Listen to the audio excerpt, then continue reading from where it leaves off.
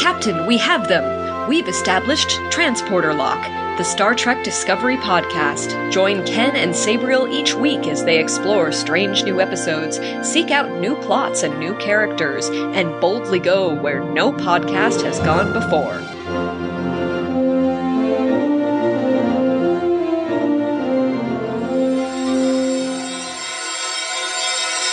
Hello and welcome to Transporter Lock episode number 28 for Friday, January 25th, 2019. This is where we discuss Season 2, Episode 2, New Eden of Star Trek Discovery. I'm your co-host, Chief Engineer, Ken Gagney. And I'm Captain Sabriel Maston. Hello, Captain Sabriel. Such a pleasure to not have to wait a month to talk to you. Right? Oh my gosh. I'm glad we can finally get weekly check again. Until they're all of a sudden, we have a 6-week mid-break season for no reason. I know, it's an embarrassment of riches to have this many episodes of such length in such rapid succession. Is there going to be a mid-season break like last year? If there is, I haven't paid attention, to be honest. Yeah, I just put a weekly reminder on my calendar for 15 consecutive Thursdays that there's going to be new Star Trek through roughly April 18th. I haven't heard that there is a mid-season break. I think that may have been last year because they started in September and then picked back up in January, whereas this year they're starting right in January. Yeah, where they had to placate us fans for the 9-month delay. Right. I mean, I suppose that's true. They did start in September again, but this time it was the short treks. And I still feel like Star Trek is beholden a little bit to traditional TV broadcast schedules where new episodes run September to May. And so a mid-season break would mean new episodes in June and July. And that just seems unprecedented for Star Trek. Yeah, so it was doing an online-only distribution. That's right. I mean, since it's CBS All Access, they can do whatever the heck they want. That is true. Yeah. So, make me pay $10 a month for... They got to earn our dollars. But anyway, let's talk about New Eden. This is the second episode of Season 2. Do you want to give us the too long didn't read version? Yeah, you said, you should do it this week. And I'm like, okay, this is my version. And you're like, okay, do that. Okay. Here it goes. So we get a new red dot signal. We spore drive there. There's humans at this place that know what humans should be. There's a church. There's radioactive things. Tilly fixes it. Questions? And then there you go. And there we are. And now we have questions and we can posit the answers. This is a fantastic TLDR. Thank you, Captain Sabriel. No problem. I hope everyone understood what happened. So what is some of your first questions or first impressions of this episode? So I walked away with this feeling it's a fine episode. I would say on a scale of 5 stars, 5 being highest, it was a 4. It was better than average. But fine. And I went online and there was a lot of people who were like, this is the best thing that has ever happened to Star Trek. This is the universal best Discovery episode ever. And I'm like, did we watch the same thing? I thought it was pretty good. I wasn't disappointed. I just didn't think it was that high regard of a episode. I don't have my finger on the pulse of the online Star Trek community. I, too, enjoyed this episode, but I thought it was not as good as the season premiere, and I'm not understanding why anybody would think it was the best Discovery episode ever. For a lot of people, it was, this is what Star Trek is. We go to a planet like the original series. Why are there humans here? Who cares? This is the reason there are humans here. And things like that. And I had no disappointments about the episode. I just didn't feel like this is a heralding of a new era. To me, it felt like a story building. Come on, I want to know what the red thing is. I want to see Spock. One of the things I liked about the premiere, as we discussed, was that it had elements that you don't typically see in a Star Trek, especially as far as action goes. This week's episode was far less action-oriented and more deliberative, more thoughtful, and in that respect, more like TOS. And that, I think, is one of the reasons why I liked the episode, but not as much as last week, because I felt like we've seen this before. I mean, TOS found planets where ancient Rome never fell, or where everything was part of the mafia. And DS9 found planets where, it's us from the future, a small civilization. And Enterprise found a planet where everybody's a hologram, or everybody's a cowboy. And I feel like we keep finding these pockets of human civilization in places where they shouldn't be. I mean, even Voyager found Amelia Earhart. Yeah, my first thought with this episode was the 37s. Yep. That was the episode. Yeah, exactly. I mean, I had no idea at first how these humans got to this planet and why there was a church. The closest thing it seemed to me was, again, the TNG episode where the entire planet is wiped out by aliens except for these two elderly survivors. You know, Mhm. and that's what I was thinking of. And fortunately, this planet was far less malicious, far less cult-like is something else I was afraid of. But it still felt like a variation on a trope we've seen many times in Star Trek. Yeah. Well, I was surprised that there's 11,000 humans they mentioned on this planet. Yeah, I haven't done the math, but if you were to take a church full of people and fast forward 200 years, can they really multiply that quickly? Yeah, I guess we don't really know the area of how big the human transfer was, but it's I don't know the math either, but that seems like a lot of people. I mean, I suppose it's true because if you had 100 people and, they paired up, so 50 couples, assuming, traditional monogamous relationships or whatever, they had, let's say, 5 kids each, then that Jesus. is, I know, right? But then you go from 100 to 350, and then each of them pair up and have 5 kids every 25 years. I'm not doing the math in my head and I'm not scratching it out on pad, but it seems like they probably could multiply quite a bit. Yeah, I mean, I even then, I don't really care. It's just like, wow, there's a lot of people. But this episode did do something that we've barely seen in Star Trek up until this point. That's talking about Earth's religions. That's true. I always thought when I was watching TNG that they always seemed to skirt the issue of religion. Of course, it became much more important in DS9, but we don't really talk about Earth's religions that much. Oh yeah, because Gene Roddenberry either did or basically felt like humanity's grown past religion in the future, so that's why he doesn't talk about it too much. But here, like, they're like, no, it's still a thing. We have even Luddite communes, and where people don't like technology. We have atheists. We have people. We have scientists who give lectures on religious topics, as Pike's father was. Yeah, comparative religion. Yeah. Like we actually learned quite a bit about Pike in this episode, I think, or at least a little bit about his history that just was not known in the Star Trek universe, which I enjoyed. There is a lot to talk about Pike, and I have some specific questions for you about this manifestation of that character. I want to talk a little bit more about the people on the planet.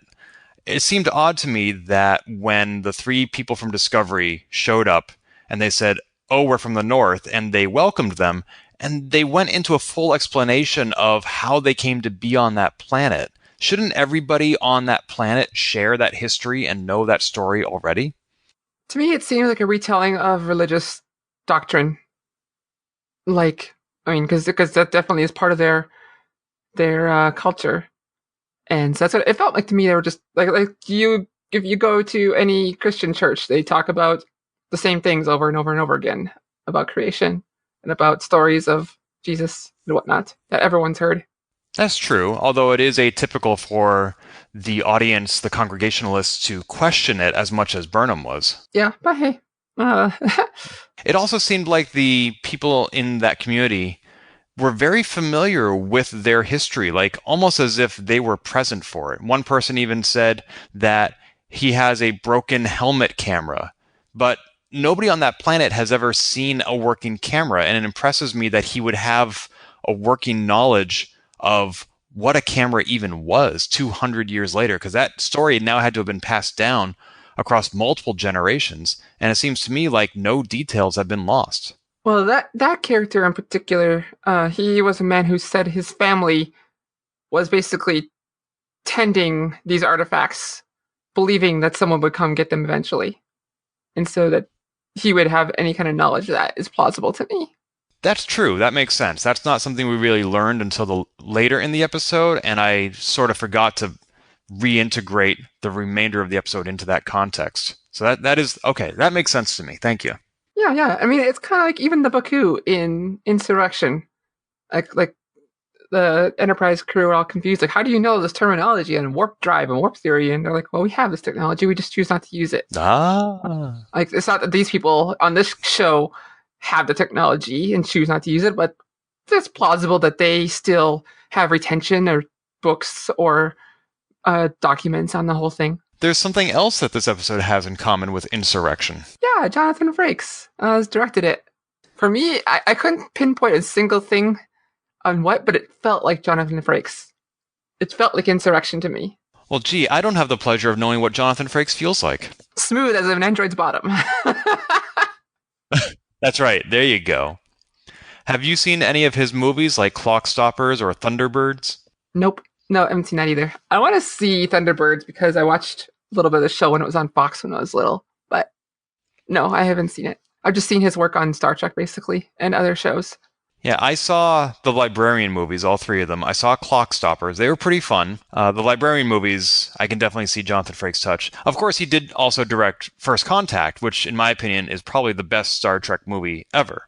I had forgotten that this is not his first Discovery credit. He also directed the first season episode Despite Yourself, which was the first Mirror Universe episode in season 1. Yeah, and now that I think about it, like I don't remember feeling that Jonathan Frakes touched. Maybe I just had more parallels with Insurrection because of humans or the Baku, like, or people on a planet who don't use technology. Maybe that's more the connection. I really don't know. It just felt like Jonathan Frakes to me. No, that makes sense. And I hope to see him again because I really like the work he does. I just hope that he doesn't actually show up in this episode because either William or Thomas Riker has basically been in every Star Trek, and I think we're ready to let him stay behind the camera now. I don't know. He could just go on the holodeck like he did for Enterprise. When Enterprise aired the last episode of Next Generation. Yeah, seriously? If they had just stopped with the previous episode, some people on Reddit, I've heard them say, oh, if you're getting into Enterprise, you should know that if you're watching it like on Netflix, season 4, there's actually a bug in the Netflix listing. They say that there's another episode, but there isn't. So just ignore that. And to be honest, if you read the novelization of that episode, it creates more context, which made it easier for me to appreciate what they did. But it's still, I don't know. I feel like the episode before that just would have been fine by itself. I would love to go on more of it. This is Discovery. I would love to go more onto that subject. I would love to. True enough.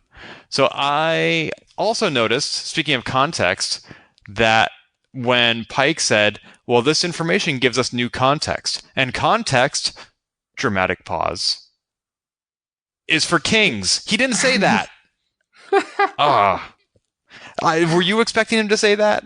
No, I didn't. I was really just like sitting on the edge of my seat. I'm like, say it.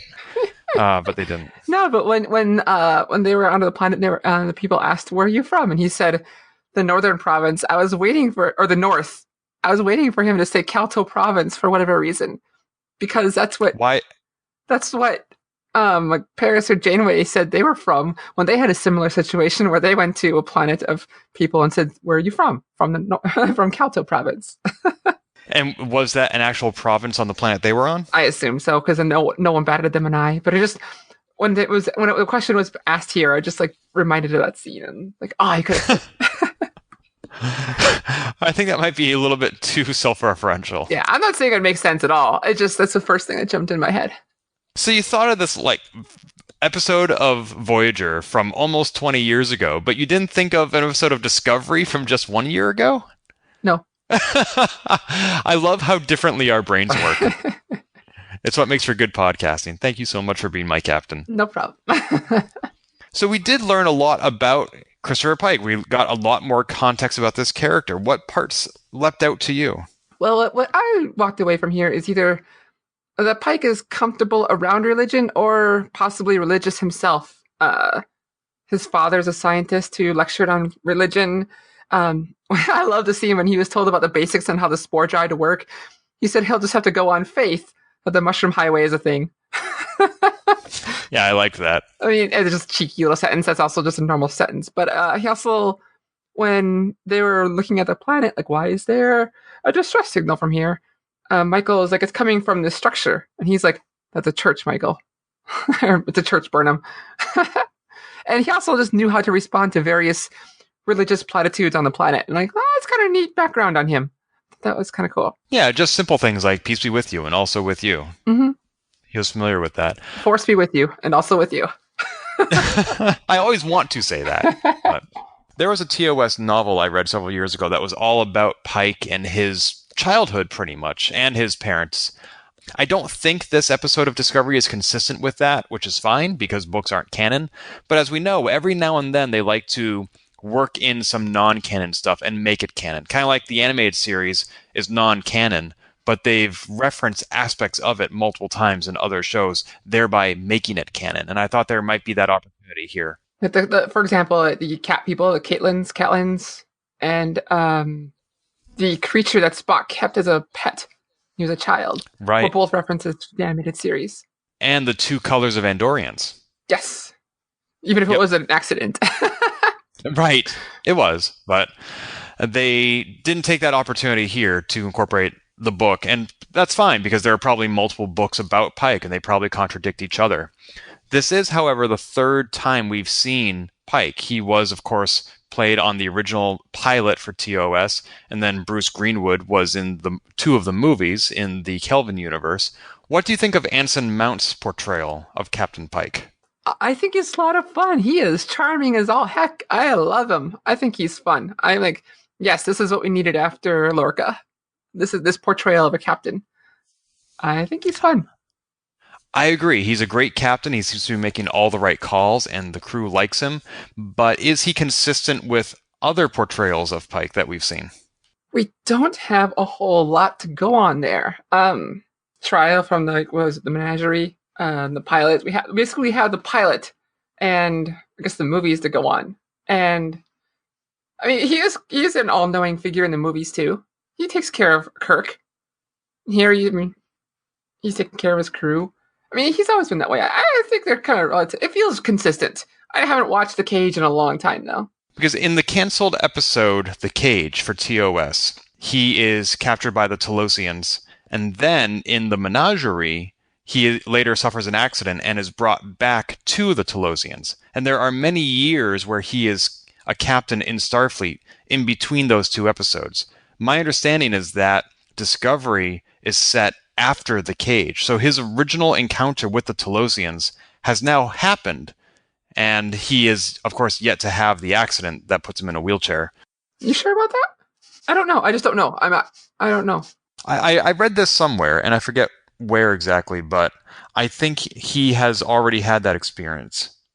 All Maybe right. Not. Well, actually, you know what? Because we haven't met number 1 yet, and she's present when he has his first encounter with the Telosians. So maybe it hasn't happened yet. I'm not sure. Yeah. But that would be Jeffrey Hunter, who played the Captain Pike that met the Telosians.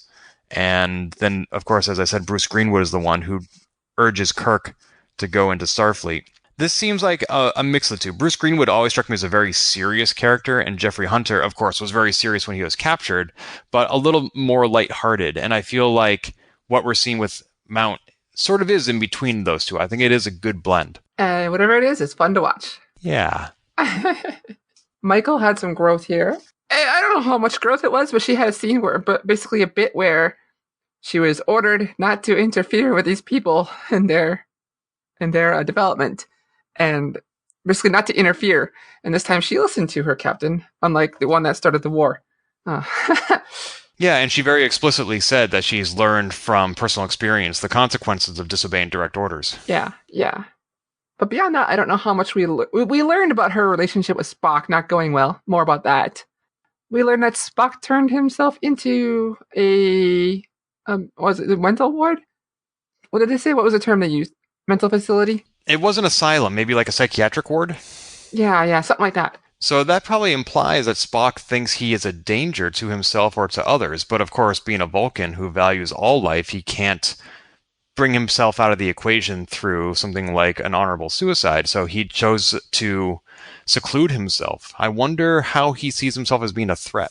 Well, okay. So the episode actually opens with him giving his personal log, saying when he was little, his mother taught him to draw out his nightmares that he was having to let him be in control of that.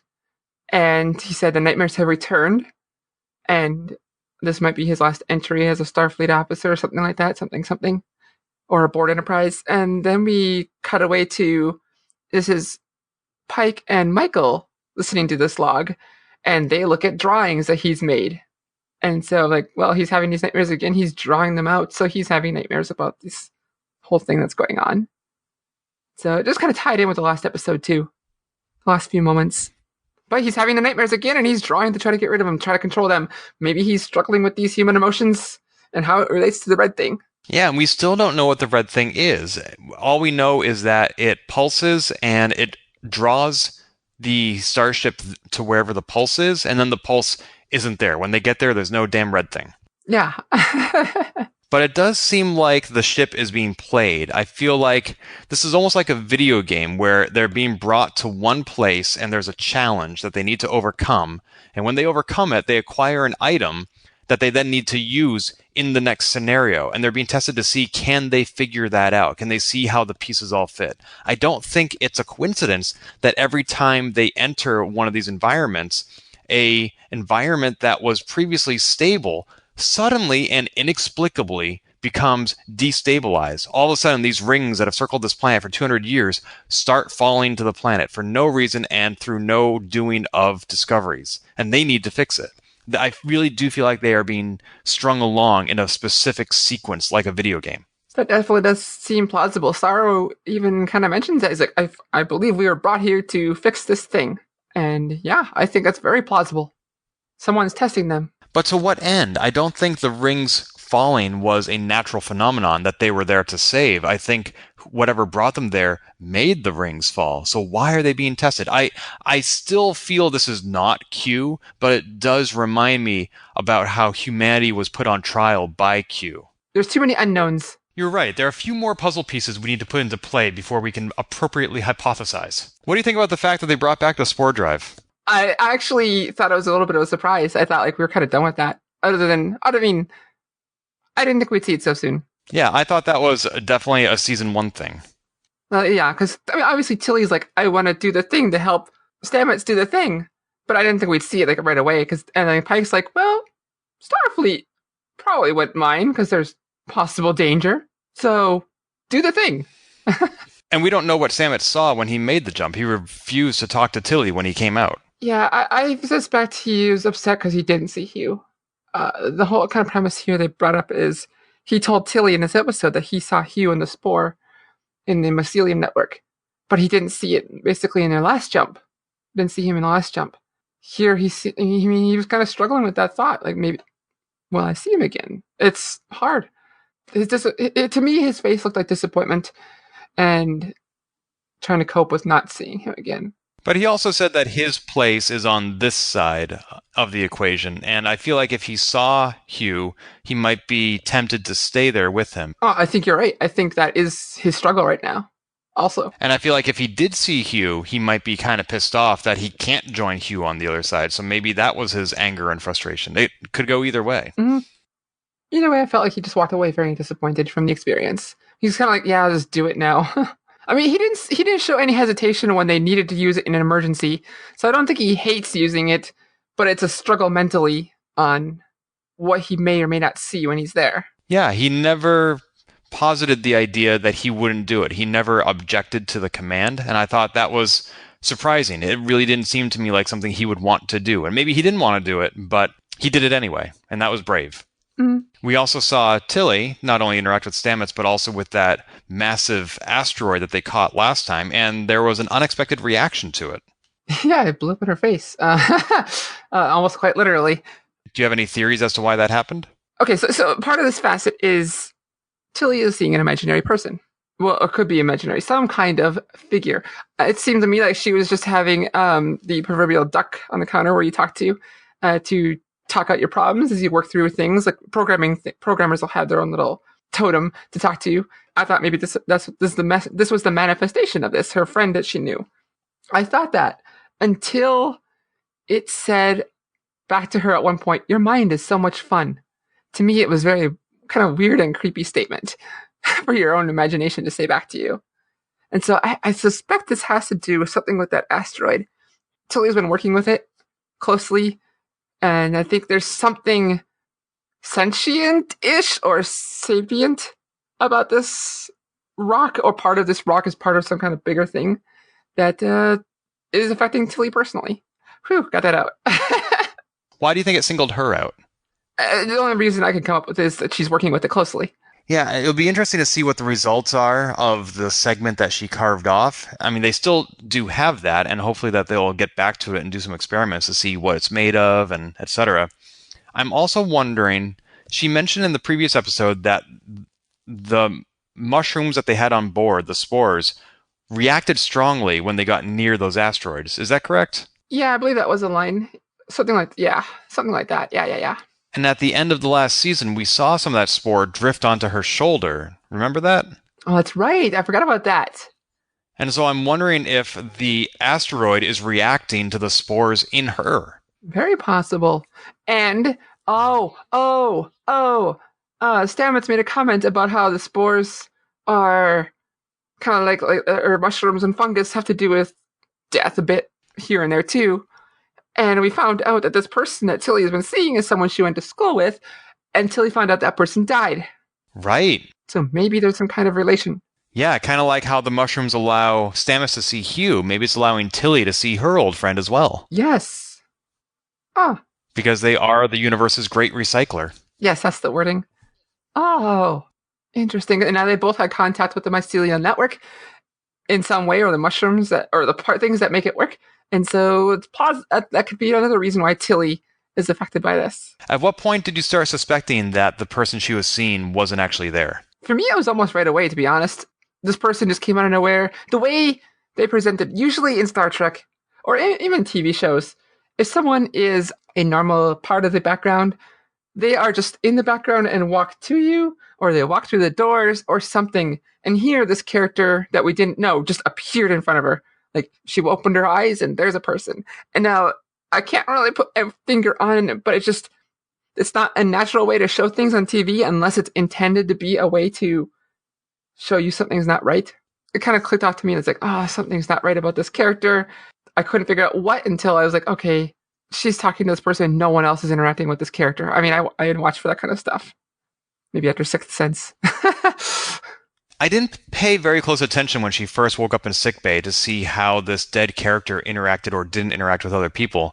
But what I did notice was the 3 times we saw this character, she never moved, which is an extension of what you're saying. We didn't see her arrive. We didn't see her leave. But even once she was in the scene, she was rooted, cemented to a specific spot. And so that struck me as very unnatural. Yeah, absolutely. And then the very last scene that she's in, I mean, clearly at that point, we know the character's dead. And all of a sudden, Tilly sees her as she's leaving the bridge. Just all of a sudden, this character says something to her as Tilly's getting under the turbo lift. And as the doors are shutting. And Tilly's like, what? Yeah, that character should not have been on the bridge. I mean, we don't know that, but it just seemed an odd place to find her. Yeah, that was like the last signal, like, this is not right. Yeah, and so this is something new that's been introduced. Oh, speaking of which, we didn't see our comedian friend from last week who they rescued from the Hiawatha. No, what was her name? Vegas? No. Jet, I think? Jet, yeah. No, we didn't, but I'm sure we'll see her in the future. But it does seem like they are picking up something new at each place that they go. So last time they got the asteroid and they got Jet. This time they got the camera and this dead person. And so if my video game theory is correct, I'm wondering what they've acquired or learned or attained from this second pulsar that they're going to need to solve the third one. Okay, there's 2 connections here as well. Both of these interactions took place around a war event. And the Hiawatha crash. Oh, that's true. The Klingon War and the World War III. Yeah, the Hiawatha one's a bit more of a stretch because it was just during the same time. But Hiawatha crashed during the war.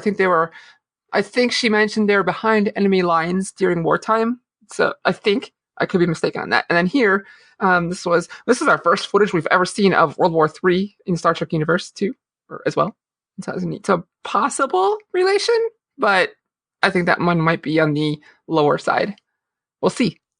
But it does imply that this red angel that they're seeing, and which Burnham eventually trusted her new captain enough to confide in, unlike the last captain who she learned she should not have trusted, we now know that this is basically some sort of a red-winged angel, and you're right, that shows up around war events, so it's like an angel of war, almost. It's Ares, or Mars. Right! I knew it! So we need to get Kratos in here, and get him to solve it. So based on what we know now, I've only played the first one. Anyway, so there's some more possible things to speculate. Possibly war. is related. That's why this thing is coming up. I don't know if there was any wars going on when. I mean, it wasn't talked. I have to go back and watch the first few seconds, but wasn't this thing talked about during? Like, it was seen in the past, or maybe we'll just get more information. I don't know. Klingons come up again. We know that. When in the past do you think this angel was discussed before? I thought they gave a time figure at the beginning, like Michael giving some kind of thing, but I don't recall the specifics off the top of my head. I'd have to go rewatch. You mean in this episode? No, last episode. Oh, okay. In like the little epilogue, or what's the beginning? Prologue. I thought. I would have to go back and watch it as well. I'm not sure.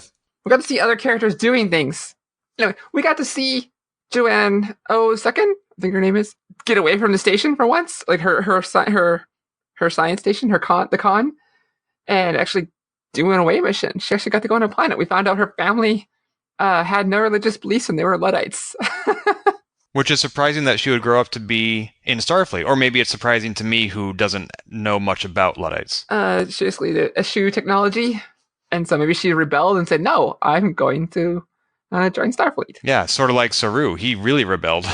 Yeah. The fact that she was raised as a Luddite was interesting. And they said that would make it easier for her to blend in. But other than escaping from the basement, I didn't see that she brought any particularly unique talent to that away mission. And maybe I'm thinking of this in the framework of Maniac Mansion for the old Apple and Nintendo, where each character has a specific quality that opens up new possibilities when you choose to have them in your party. And choosing this character to have in your away mission, I don't see what possibilities it really opened up. What I can figure out is plausible that she briefed Michael and Christopher pre-mission and helped them select clothing. But yeah, like, while they were there, she didn't do a whole lot of the interacting. They left that for the main characters of the show. That doesn't make me any less glad that she joined the away party, because I want to see more of the cast. Yeah, I want to see her in action. Like if it was Enterprise, we would see, or not Enterprise. If it was like a Next Gen, or even like TOS, they would have random guest actor for the week is our specialist in X thing, and they would bring them down and give them a few lines. And this character has actually had more things to do in the Mirror universe than in the Prime universe up until now. So it's nice to finally see that balance being corrected. Yeah. We also got to see Detmer talking more. I loved it. I loved her bit. Detmer is great. Everything about Detmer is great. Detmer is the woman who runs navigation and the pilot. And I just love when Tilly is like, you'll have to do some kind of, or they're like, you have to do this. And they're like, wait a minute. You'd be doing a donut in a spaceship. They're both, and her eyes lit up. Like, yes! Yeah. And Pike was like, can you do it? And Detmer's like, yes. No. Well, she's like, and that was another opportunity for Samus to volunteer to jump. He's like, we can do it if we jump. Yeah, that's when he runs to the thing, and Saru tells her, like, asked her, are you ready? And she's like, and she just back and just look at him with a smile. She's like, I've had my pilot's license since 12, sir. Wow. So they still have pilot's licenses in the future. That's good to know. Oh, I loved that scene so much for the car reference, drifting reference, and then Detmer is like one of my favorite characters. It would have been funnier if they said, like, you're going to have to Tokyo drift through space. Or some kind of vague alien reference. Like they always do. Like you'd have to drift across that, like the roads of Kronos, or something like that they always squeeze in. You'd have to do the Kessel Run in 12 parsecs. Yeah, this was a fun episode. Not as action-packed as the previous one, but still fun. Yeah, oh, absolutely. I mean, there's nothing I didn't like about it. Just didn't think it was like be-all to end-all, like some people online thought. Absolutely. I am concerned, though, that they historically have had some issues with the Spore Drive, and I was concerned that it might not be so smart for them to jump 50,000 light years away without knowing if they can get back. Yeah, they didn't seem to question that fact at all. I did like the point, though, that they said 50,000 light years would be 150 years of traveling at warp speed, which suggests a difference in maximum warp speed between that era and Voyager, because for Voyager, it would have taken 50 years, a third of the time. And it makes sense that starships would be faster, 150 years later or so. This is the first time I've actually seen it evidenced. But it reminds me, didn't TOS have a different warp factor scale? Like, weren't they going warp 12, etc.? Yeah, they had a different scale entirely. That was actually some big hubbub, like, between... Next Gen and TOS, people are like, what's going on? These numbers don't match up, and something like that. And like, yeah, so this is like the first, I think, on-screen confirmation, like a really, not even technically confirmation, but not direct confirmation, indirect confirmation that they changed the scale. But in Enterprise, they had the first Warp 5 starship. What scale is that? I don't think it ever came up. What was it? Like Earth to Neptune in 8 minutes, something like that. I'm not sure, because that show, of course, is set before TOS, but Warp 5 seems consistent with the TNG scale. And I don't know that we've heard Discovery use specific warp numbers. Like this episode, they went maximum warp for 5 seconds. Yeah, up until now, up until like the end of the season, they really didn't talk about warp at all because they had the spore drive. That's right. I did find it curious that they only had to go 5 seconds closer to that pulsar to get an accurate reading when it was 50,000 light years away. I think they were just going for because that's a very, even 5 seconds at warp is a very long distance. They were just using the redshift. Like, this is actually what I understood physics wise. Like, they were just using basically triangulating. They just got to a different spot real quick, check the triangulation. That was my next guess, that they were comparing their original readings to the ones from a different position. Yep. Okay, that makes sense.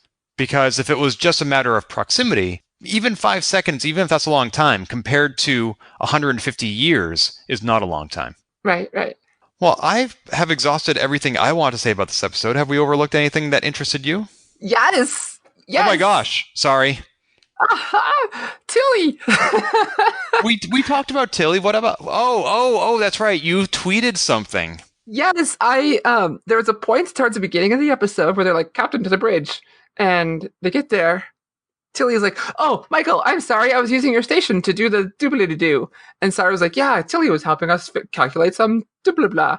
And Tilly's like, oh, hold on. I'll close this for you. I'll clean this up for you. And they cut away to her screen. And she lied, saying what she was working on. And she's closing all these pop-ups and windows on her screen. And they zoom in and we see it's like Tilly's, at the same time she's practicing for her command training program. She's got a command training program checklist. She's got like 19 or so unread messages. She's got a message from Michael saying, good job on one of the things that's on your checklist here, like some sprint challenge.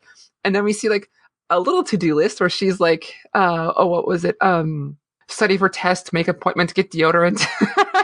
And then there's this massive to-do list underneath it where, what were some of the references I found? Like, visit patients in sickbay. Like, believe in yourself, or believe in myself more.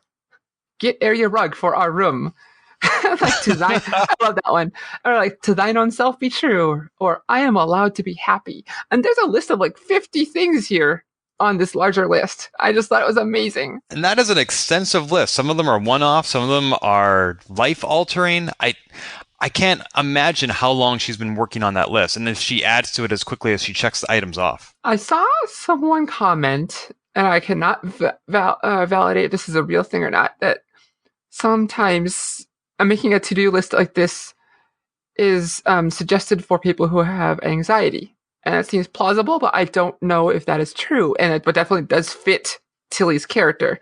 Basically, write things down as you think of them so you can take care of them at some point. That makes perfect sense. I generally don't think of myself as having anxiety, but when I get something in my head, I either need to do it right away or get it out of my head and onto a piece of paper so that I know it's somewhere else that I don't need to think about.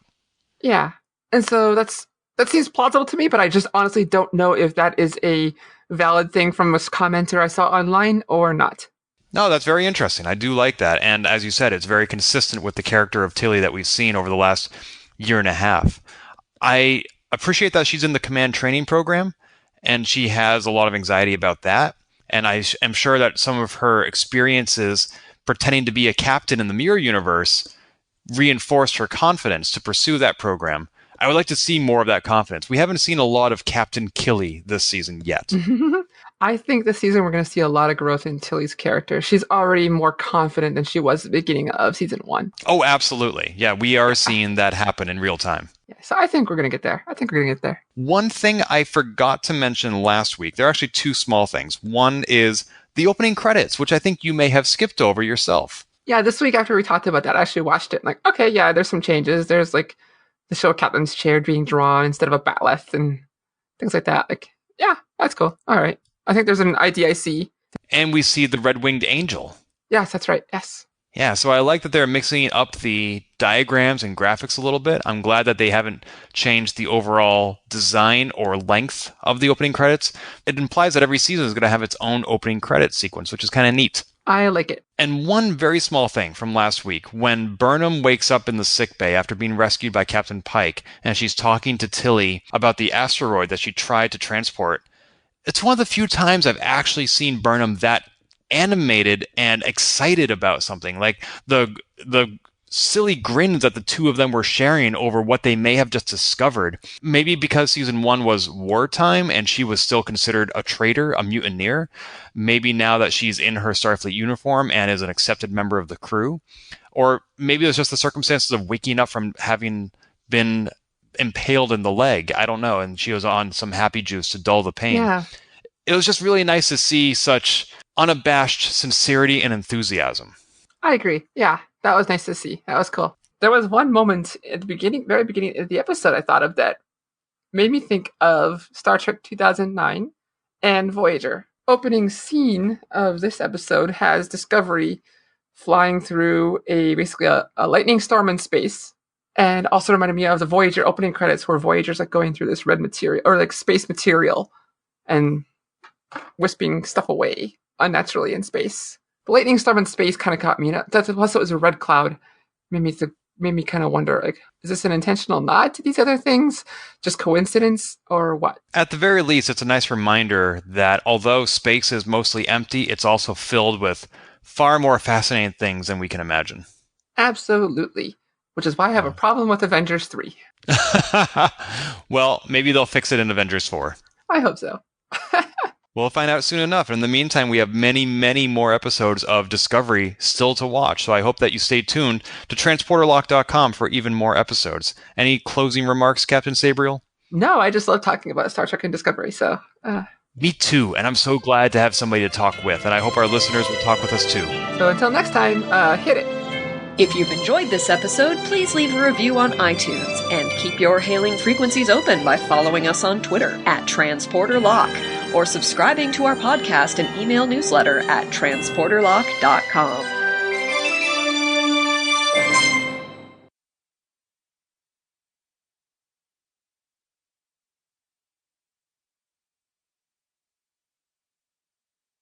What else? Anything else that you saw this episode? Notes. Throwing it in a starship. Pike. No, it's good.